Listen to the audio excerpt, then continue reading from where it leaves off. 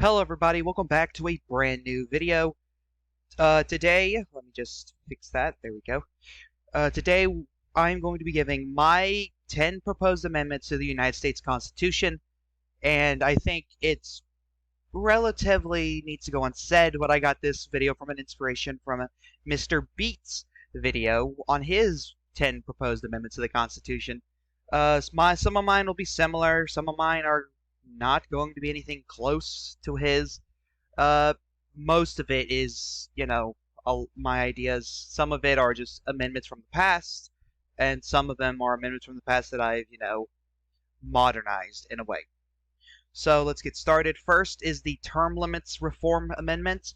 Section 1, the President shall be elected 3 times by the Electoral College and serve a maximum of 14 years in office. Section 2, members of the United States Senate shall be elected twice by their state, not including special elections, and serve a maximum of 15 years. Section 3, members of the U.S. House of Representatives shall be elected 6 times by their district, not including special elections, and serve a maximum of 13 years. Section 4, members of the U.S. Senate and House of Representatives can be recalled by the voters of that state or district.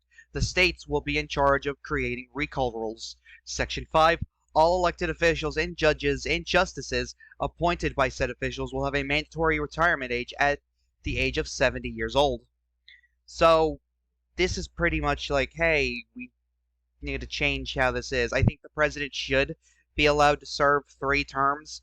It's ever since, though, that the 22nd Amendment was adapted, it was only really adopted by the states because nobody could beat FDR. And Truman wanted to serve another term. I think Eisenhower wanted to serve another term. Reagan wanted to serve another term. Clinton, multiple, like I think Obama wanted to serve another term as well. And I'm pretty sure most of these people would have been elected a 3rd term, and I think 3 times is relatively fine. Is a good, area for a president to have instead of the whole 8-year term, because most of the time we'll have, hey, deadlocks. So maybe an extra 4 years could offset that. Maybe it'll get worse. I don't know. Sections 2 and 3, absolutely. Term limits for Congress. We've got people in there who are serving 20, 30, 40, 50 years, and they're not really doing anything. And so I know term limits could, increase the power of lobbyists, which we should, reform how lobbyists work. I'm not a fan of lobbyists or any sort of lobbying. But we've got, like, Nancy Pelosi. She is a swamp creature from hell. And the only way she's going to be, kicked out of her district if she's voted out. Or if she retires. Or she isn't going to be voted out because it's Nancy Pelosi. It's most likely until she retires, and so we need term limits. So just 6 terms per person, not including special elections, of course. So just 6 terms. And of course, recall elections. This seems like a no-brainer.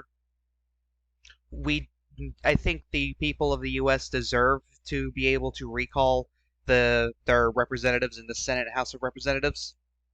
Absolutely. Each state can do it differently. Some people might do it like California, where it's just this one big-ass ballot. And, all the replacement candidates, and should this person be recalled. And some places might do it like Wisconsin, where there's a whole primary thing going on, and then the incumbent has to face off against whoever won the opposite party's primary. So, there you go. So it really just depends on the state. And also, I'm doing a Canada thing here for Section 5. All elected officials, judges, justices, all that, the mandatory retirement age will be 70 years old, because I think we don't need to have a scare when someone dies. Okay, like what happened with Jackie Walorski, that was scary. Let's try to, minimize that the best we can. And, if this were to pass, every single person who was 70 years old would have to retire. That's like a politician or a justice, a judge, appointed by those elected officials. So, 70 years old. I can see a lot of pushback for this amendment because of the last section for political reasons only, which is fucked up, but that's how it works. Next up, the Saving Our Democracy Amendment. This is Bernie Sanders' amendment, and I have, tweaked it a little bit. Section 1. The rights protected by the Constitution of the United States are the rights of natural persons and do not extend to for-profit corporations, limited liability companies, or other private entities established for business purposes, or to promote business interests under the laws of any state, the United States, or any foreign state. Section 2. Such corporate and other private entities established under the law are subject to regulation by the people through the legislative process so long as such regulations are consistent with the powers of Congress in the states and do not limit the freedom of the press. Section 3. Such corporate and other private entities shall be prohibited from making contribution or expenditures in any election of any candidate for public office or the vote upon any ballot measure submitted to the people.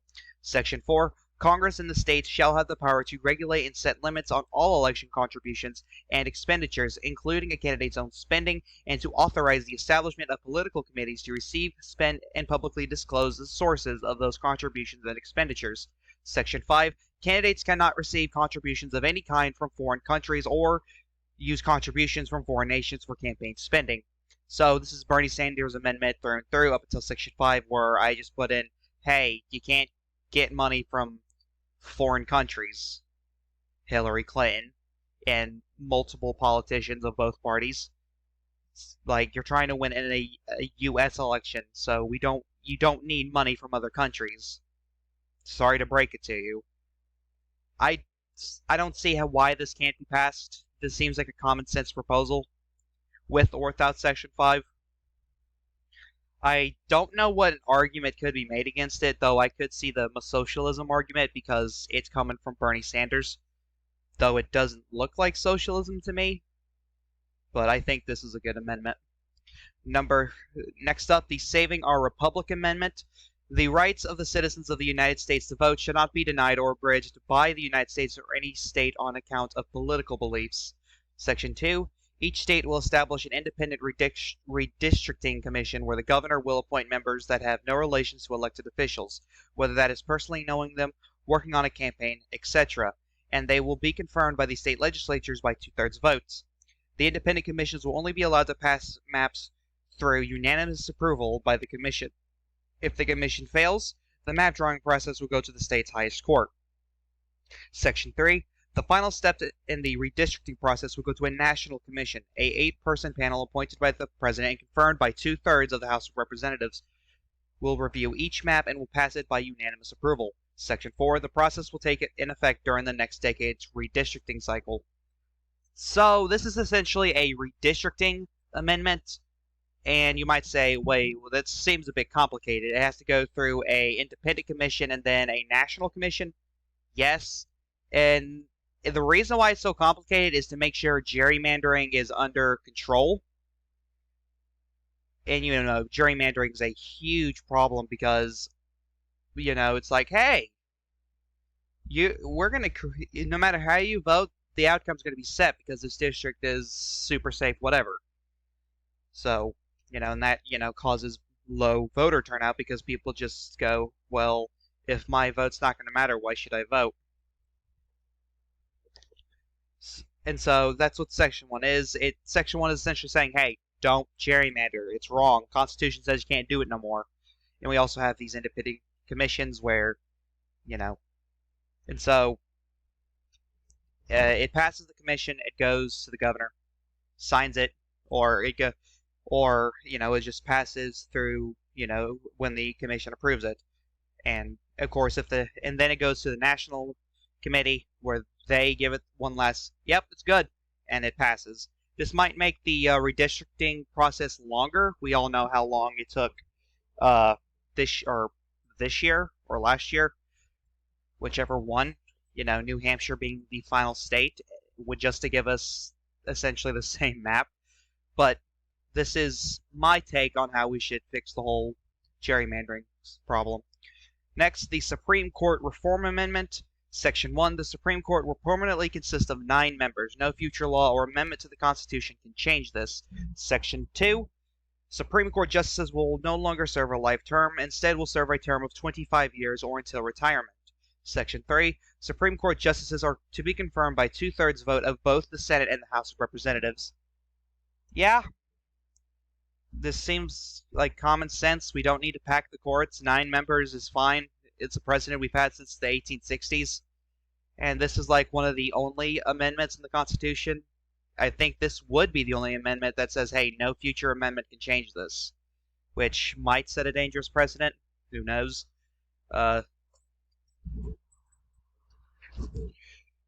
so this also sets a term for Supreme Court justices for 25 years at a time, as well as until the retirement age of 70 years old, and as well as giving the House of Representatives more say when it comes to, hey, Supreme Court picks. So it makes Supreme Court justices less biased and a lot more moderate because it has to go through not one, but 2 Congresses by 2/3 vote. So most of the time when a Supreme Court justice is up for the table, most of the time we have a split Congress where one party controls one house and the other controls the other. So we'll get a lot more unbiased justices through this, I hope. Next, the Congressional Bipartisan Compromise Act, or Amendment. This is a big one. I've got 2 slides dedicated to this one. Section 1, a 3rd chamber of Congress shall be established, dubbed the Chamber of Compromise, for the sole purpose of compromising and passes legislation that the Senate or House cannot do. Section 2, the senior-most senator from the major parties will select 6 senators, 50 House representatives, 10 governors, and 15 mayors, each being passed by party composition plus 5. Section 3. The first month of every year, the chamber leaders will go through the selection of choosing members for the chambers, 82 Republicans, 82 Democrats, and 5 members of another party. If a member of the leadership chain were to die, resign, etc., secession would take place. Section 4. Sessions will occur every 1st and 3rd Mondays of every month. Sessions will be closed doors with no cameras recording the session. Results of a vote will be revealed post-sessions, though it will be kept secret who voted for what. This is to keep the chamber bipartisan and keep party agendas kept at bay. However, if the Senate majority/minority leader were to be the senior-most member of the party, they would have to resign from their position to be the Republican/Democrat de jure of the chamber. Section 5. The beginning of the 3rd Congress will begin following the signing and ratification of the bill, and sessions will occur every 1st and 3rd Mondays. However, the senior supervisor, or the president/vice president/secretary of state, could call a sessions 48 hours in advance in case of an emergency. Here, the Congress will discuss American, state, and local issues, bills lost in the House and Senate, issues with the articles of impeachment, etc. 85 or 1/2 plus 1 of the chamber. Votes are needed for passage of a compromise. Section 6. If the Senate cannot get enough votes to complete the vote of a nominee within 7 days, the Secretary of State will choose members from the selected areas, Senate, House, Governor, Mayor, from both parties without a vote from the Senate. This is to ensure all seats are filled for the chamber. The Republican/Democrat de jure will have 14 days to fill an empty seat if one were to occur before the 365-day term expires. Section 7. The Supreme Court Chief Justice will oversee all procedures in the chamber. Section 8. Each bill will need to pass via 2/3 votes. Section 9. The House and the Senate can send bills to the chamber. If bills are pigeonholed, they will immediately be sent to the chamber. If bills are sent to the chamber once the voting is over, the bill passes and it will not have to go through the other 2 chambers. So this essentially, we have a big problem with bills just dying and not getting a vote. So the Chamber of Compromise is essentially, to fix that. So more stuff is getting passed by Congress, and, you actually have people who want to work together to get this done. I could see a bunch of radical people saying, your far left, far right people being against this just because, they hate compromise. Your moderate people would be with this very much.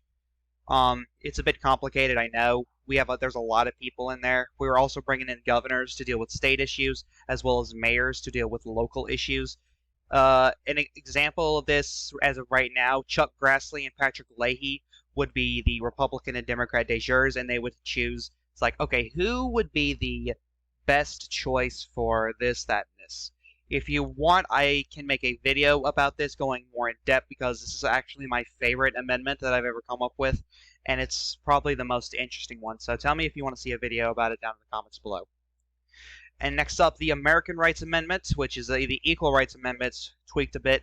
Section 1, equality of rights under the law shall not be denied or abridged by the U.S. or by any state on account of gender, age, race, or sexual orientation. Section 2, all citizens will be held under the same standards under the law regardless of gender, age, race, or sexual orientation. So, there you go. Regardless of what your gender is, your age, whatever race you are, or your sexual orientation, you will be guaranteed rights under the Constitution equally. So, the Equal Rights Amendment only deals with women, the whole gender thing. This one I'm bringing in age, race, and sexual orientation just so we don't have to deal with it down the road because that's stupid, it's pointless, just do it all together. It makes things easier in the long run.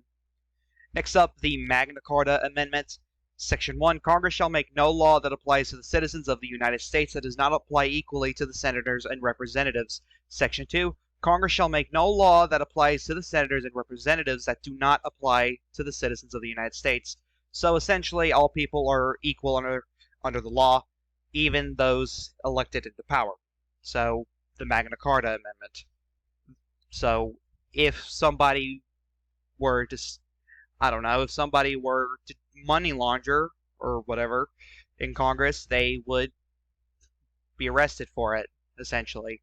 If you commit a crime, you will, that applies to you whether you were elected or not. Next, the Bill of Rights Expansion Amendment. Section 1, the federal government cannot withhold or take away funding from the states. This was a big problem under the Obama administration where he was taking Medicaid funding from states who was passing abortion laws that, pro-life abortion laws. A big problem under the Obama administration. And I'm sure it happens under other administrations. That's just the one I could think of right off the bat. Section 2, the right to marriage shall not be infringed on the basis of gender, sexual orientation, religious beliefs, or political beliefs. As you can see, I did not put age there because obvious reasons. Section 3, both the plaintiff and the defense of a trial by jury have the right to an attorney. Section 4, no government, federal, or state, or any agency within the U.S. can use surveillance of any kind on U.S. citizens without a warrant. Section 5, no government, federal, or state can call a rent moratorium on property of the landowners. And finally, Section 3, rioting, the damaging of property, public or private, will not be a form of protest protected by the First Amendment. See, this one is, it's the Bill of Rights Expansion Amendment. It makes things a bit more clear about the Bill of Rights. Be like, okay, so this is what this, so Section 1, federal government cannot take funding away from the states. That is like Section 10, rights go to the states, states' right thing. Section 2, right to marriage, Ninth Amendment. Section 3, both the plaintiff and the defense. I think that's the Eighth Amendment? I think. So, it says that you have a right to an attorney and all that, but that's only for, the defense. So the plaintiff should also have a right to an attorney, and so this amendment would make it clear. Section 4, that one's Fourth Amendment easy. Section 5, rent moratorium, Section 3, you can't, so soldiers cannot be the government cannot force you to keep soldiers in your house. Essentially, the government cannot force you to keep anyone on your property. There you go. Section 3, essentially saying rioting is not protected under the First Amendment's freedom to protest. It's not. It's not a protest if you destroy property. It's not. Like George Floyd riots, January 6th riots, those were not protests. Those were riots, plain and simple. Whoops. Next, the Flag Desecration Amendment. This one's pretty simple. Section 1, the Congress shall have power to prohibit the physical desecration of the flag of the United States. So, pretty simple. I don't think we should be burning our flag. I think that's dumb.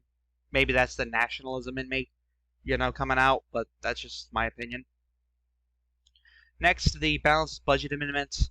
Section 1, total outlays for any fiscal year shall not exceed total receipts for that fiscal year, unless 2/3 of the whole number of each House of Congress shall provide by law for a specific excess of outlays over receipts by a roll call vote. Section 2. Prior to each fiscal year, the President shall transmit to the Congress a proposed budget for the United States government for that fiscal year, in which total outlays do not exceed total receipts. Section 3. Congress shall enforce and implement this article by appropriate legislation which may rely on estimates of outlays and receipts.